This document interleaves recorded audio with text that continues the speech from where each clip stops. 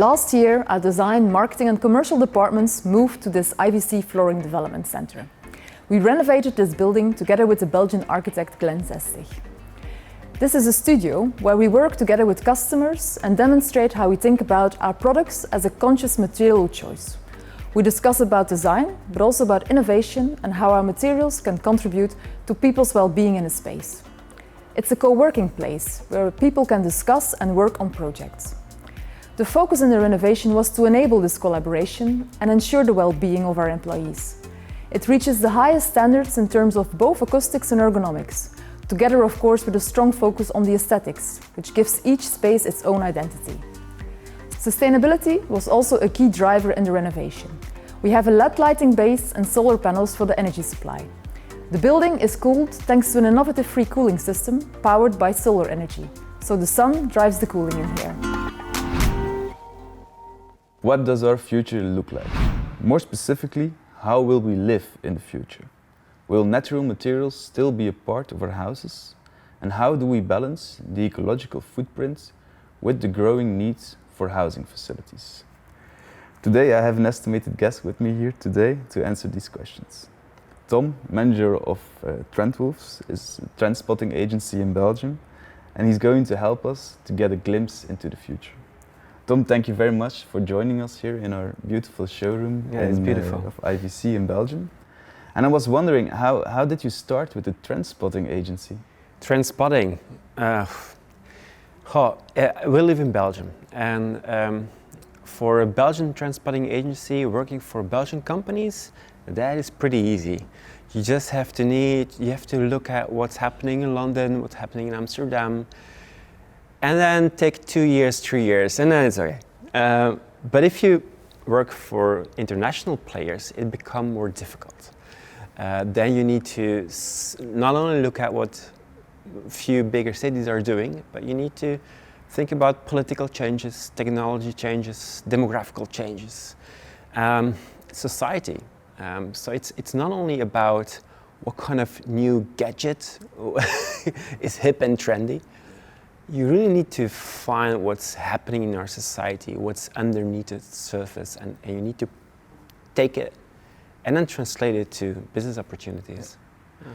Of course, with IVC we are a premium design product. Design, of course, that changes every couple of years. But I was wondering, in the global market, what, according to you, would an apartment look like in 2050, let's say? An apartment in 2050, you can't predict the future. You can only try to imagine future possibilities, and by imagining future possibilities, it tells something about you. So when I try to imagine a future apartment, first you need to think about location. I think location is more important than how many square meters it is. You see now already that people are becoming more digital nomads, so they're more focused on location than about square meters. It needs to be flexible. It needs to be modular. And you see, in the next 20, 30 years, we will see more and more singles in cities. Cities have a more flexible lifestyle. Sometimes they're with one, sometimes they're with four. And then you have families, and families are changing as well. You have new types of families, flexible families. So it's not only about location that's important, but also being modular, being flexible as an apartment. Cities will become more lively, more fast. There will be more disruption and more changes. So your apartment also needs to be a place to rewire, relax, a place to make noise, but also a place to find silence, a place to breathe. So probably your apartment will be kind of a jungle. So I think it's going to be a wonderful place. Yeah. Of course, now sustainability is starting to influence building promoters and contractors. Today it's more or less an option, but I guess in the future it will be a necessity to take sustainability as one of the key priorities in a project. I think sustainability is one of the biggest options, opportunities, trends for the next years.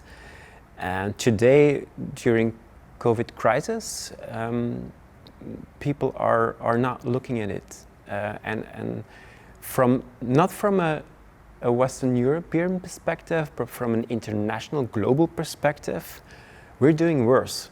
And if we don't act soon, this is going to influence the world maybe even more than the COVID-19 pandemic.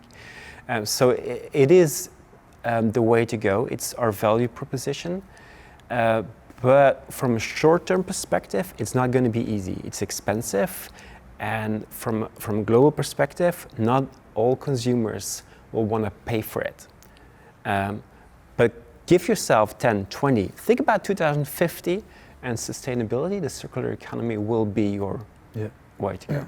That I'm quite happy that with IVC we are putting a lot of efforts towards that goal. And you need to keep up with it, because it's not easy, but it's important. Yes, of course, of course. Now, I was wondering also, is our planet, will it be able to provide natural building materials, or do you see a shift towards more synthetic materials? From a consumer-based point of view, black and white thinking, natural is more beautiful, natural is more healthy, natural is better. But that's not true.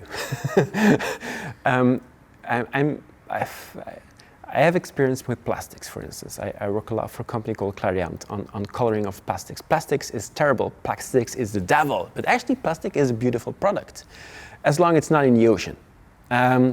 You can't give everybody in the world a garden. You can't give everybody in the world trees. That's not possible. So from a sustainable perspective, you need to choose innovation. And it doesn't matter what kind of product it is, as long as it's able to be able to reuse, to recycle. We can adapt to a new type of color because a new color is hip and trendy. As long as those are products that we can reuse easily, then it doesn't matter if it's nature or synthetic. Doesn't matter. But of course, there will still be a lot of floors in the future. Of course, you need something there. But you can't see, because in my experience, a lot of architects and so they look at technology as wires, for instance. Like okay, you have a television, and then you need boxes, so we're gonna wire, and everything should be no, because now you already see those sound boxes are just wireless, and so and then you see that a lot of technology created inside a home is after 5 years just outdated, and you need to be careful with that. Technology goes way faster than traditional buildings, and if you build something, I hope you build something for the next 100 years. So I think that there are some problems from technology-based, like what is technology and how can we implement in the house. But when you think about the future of our home, that's gonna be, in a way, a computer helping us. So modularity in itself would also be a key part of it. I think modularity is going to be really important. Yeah. Okay. Well, those were a lot of interesting insights, a lot of food of thought. Tom, I would like you to thank you for your time, and hopefully you will be able to guide us also along the way with the future. We are investing a lot of it, especially sustainability, modularity. Those are all things that we are thinking about. And then, of course, it's nice to know that we're at least somewhat on the right way. You're doing great. And you know, the past is the past, and the future might be bad, but eventually we can work on it. Let's do it. Great. Tom, thank you very much for your time.